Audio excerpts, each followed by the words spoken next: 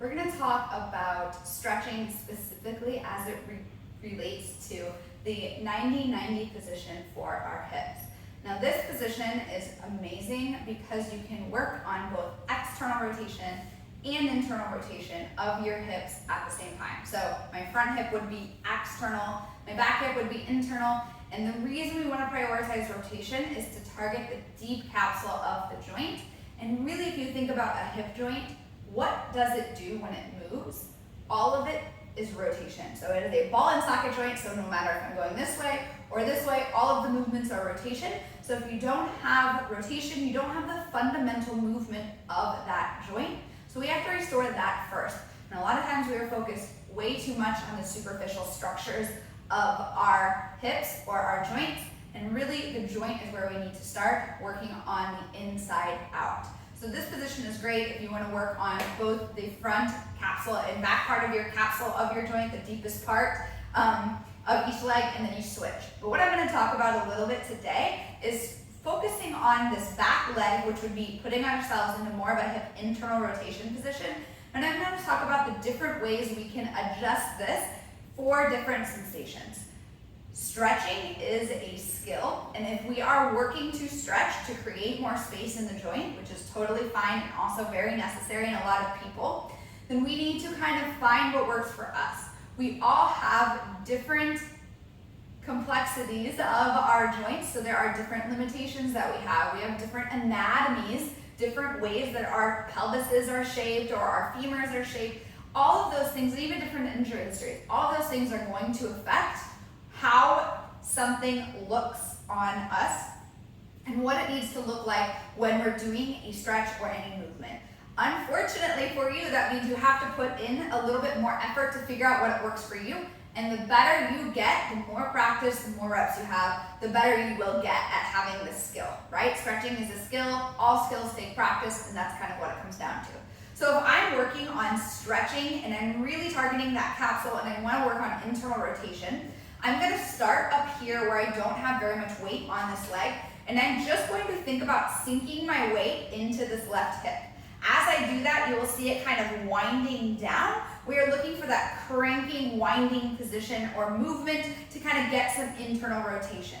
From there, I'm going to try to find a nice deep stretch here. I'm looking to avoid any pinching here. Any pinching sensations are not comfortable, but that deep stretch or even a little crampiness are totally okay. From there, I'm going to sink my butt cheek to the ground a little bit more. So now I'm biasing a little more rotation. I'm just putting more weight into it.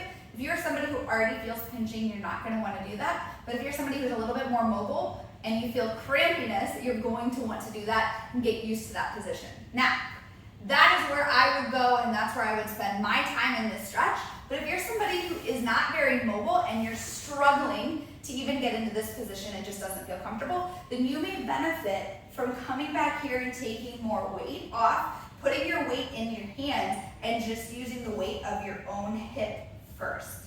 This is a good introduction to this stretch.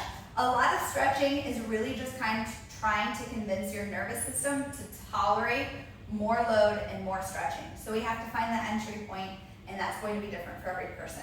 You'll be able to progress eventually into this position, but for now, let's start here. So same thing is going to happen. You're going to have your weight in your hands and your hip is forward, and then you're going to sink that hip down into the ground, finding your weight into that a little bit. If you can, walk your hands towards it, and you should feel again that nice stretch here on the outside of your hip, and it will be very deep.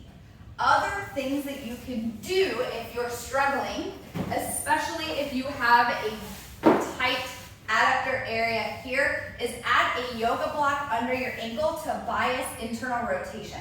So if I do something like this under my ankle, still make sure I'm at 90 and 90, then I am going to have already internal rotation because I'm moving my femur this way. So it's going to take less movement of my pelvis to put myself into internal rotation to find those tissues and stretch them.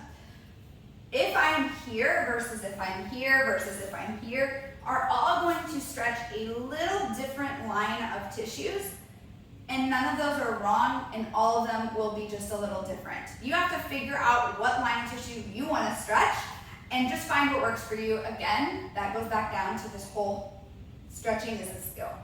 So for those of you who really struggle to get into a comfortable position, this allows you to be more internally rotated at your hip first and foremost, so then it requires just a little bit more of sinking into your butt, and that's all it is, rather than having to crank onto that hip.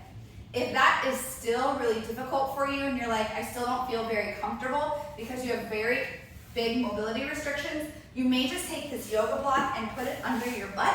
So now I'm a little bit higher, and now I have a little bit more room for my adductors, and I can work on sinking into that hip from here and working on my internal rotation stretch from here, and that's a little bit more comfortable. Again, these are just a few ideas. You can play around with them, but remember that it just takes a lot of practice and repetition, and none of them are wrong. They're all just different, and they're going to provide just a little different stimulus based on who you are. If this was helpful, please comment below, let us know, subscribe for more, and share this video with a friend who needs to work on their hip mobility.